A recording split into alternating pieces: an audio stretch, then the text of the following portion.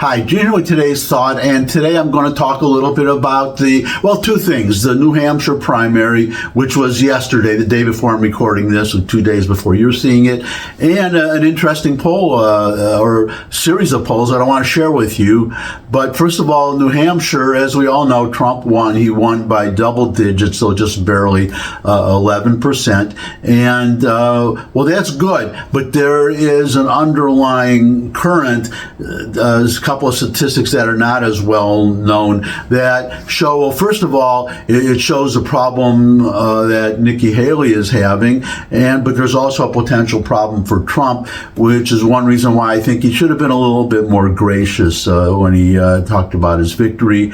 I think I'm hopefully, but put it this way, I'm hoping that when, as inevitably will happen, Nikki Haley drops out, that he'll be more gracious, just as he was to Ron DeSantis. But the problem he's having, these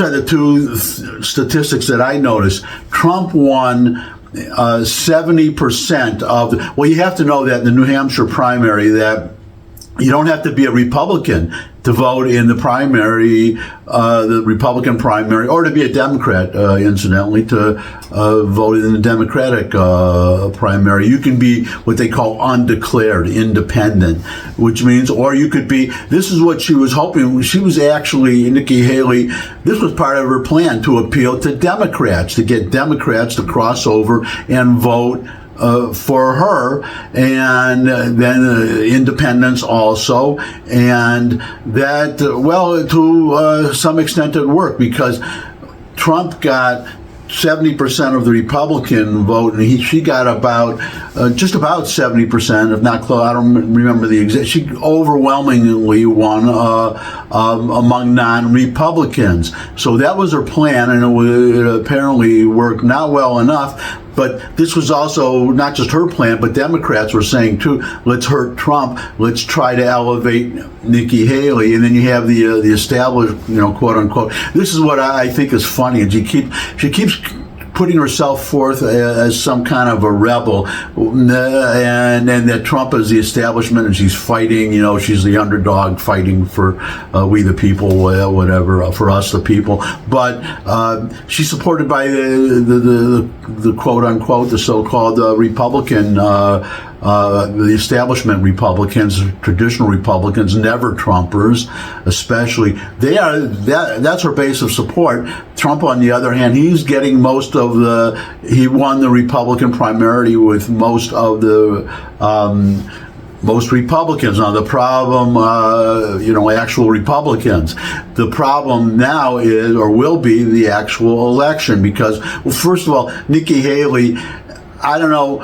Well, she might have had a better chance than Trump, or would have, if she wins, because she would win overwhelmingly against Biden. I would predict she would beat Biden among not Democrats, but among independents. I'm sure of that. And then you have how many Republicans would vote when 70% voted against her in the primary, and that's an open question, but you have to keep in mind that if it's in the actual election and the choice is between Joe Biden and Nikki Haley, then these Republicans, I would expect most Republicans to vote for Nikki Haley, hold their noses and vote for Nikki Haley. Now, just as I had to hold my nose and vote for John McCain many years ago.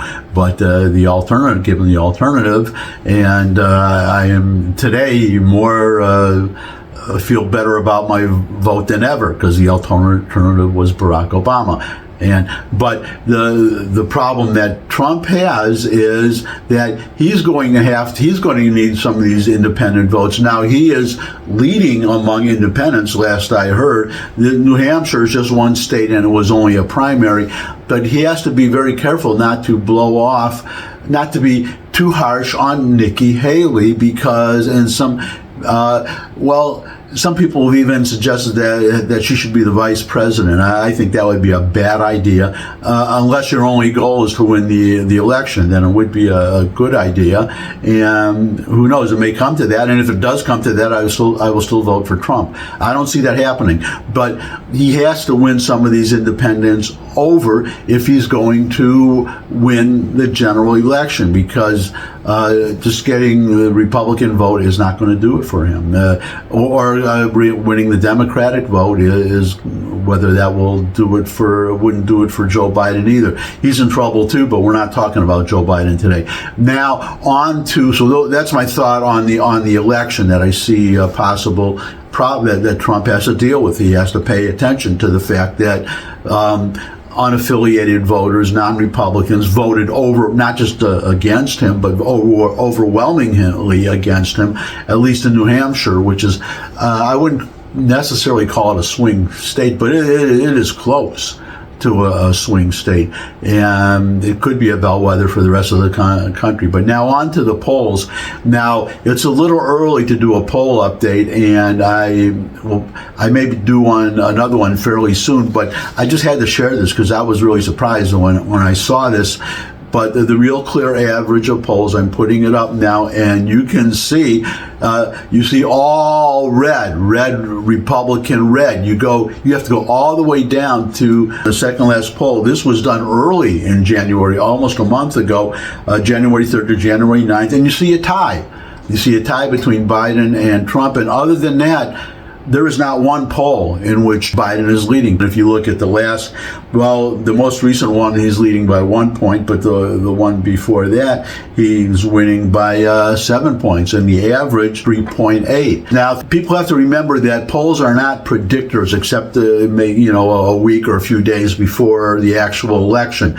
This is how people would vote today. Anything can happen, and so this is not a prediction. But if you are the Biden campaign, you have to be at least a little worried. And in fact, I heard today that John Kerry had already left the White House to work on the campaign, so he's no longer climate czar, so we can all celebrate that. But also 2 more staffers, I don't remember who they are or their positions, but 2 more have left the White House to work on the campaign. So it looks like it's turning out to be all hands on deck for the Democrats. And I guess that's it for today. Those are my thoughts for today. Thanks for stopping by. If you could subscribe, that would really be great. Share this video with anyone you think would benefit from it. But most of all, come back and see me again. I would love to see all of you again. And until I do see all of you again, bye.